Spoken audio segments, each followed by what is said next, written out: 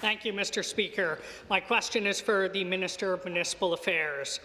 Mr. Speaker, as has already been noted, on Friday evening, tornadoes rampaged through the City of Ottawa, leaving a trail of devastation in their wake.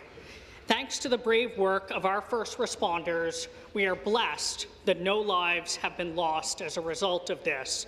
But the destruction and anguish left behind is all too real.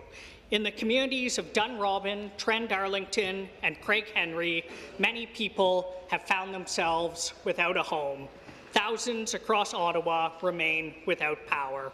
Mr. Speaker, could the minister please update the House on the quick actions that our government has taken to provide support and relief to the people of Ottawa in this time of need? Minister of Municipal Affairs and Housing. Again, through you, Speaker, I want to thank the member opposite for the question. I appreciated seeing him yesterday in Barrhaven, and again, I want to again acknowledge the tremendous work that's being done on the ground by our first responders, by hydro officials. I had an opportunity yesterday to the Premier and I and the MPPs on the ground to meet with the Mayor and with the Chief and with other officials. There's been incredible lines of communication that have been opened between the group, and again, I want to credit all of those people from all sides of the House and in the community for the work that they've done. As has been mentioned, the Premier toured the Dunrobin site with Minister Fullerton. Response. I had the opportunity to tour Trendarling and Craig Henry with Minister MacLeod. And again, I want to say that we acted quickly with the Disaster Recovery Assistance for Ontarians program, and in the supplemental, I'll give more details on that program. Thank you. Supplementary. Through you, Mr. Speaker, I would like to thank the Minister for that update and for his tireless work on behalf of the people of Ottawa to ensure that they received the support they needed. Yesterday, the Premier took the time to tour some of the damaged areas and visit with residents impacted by this disaster.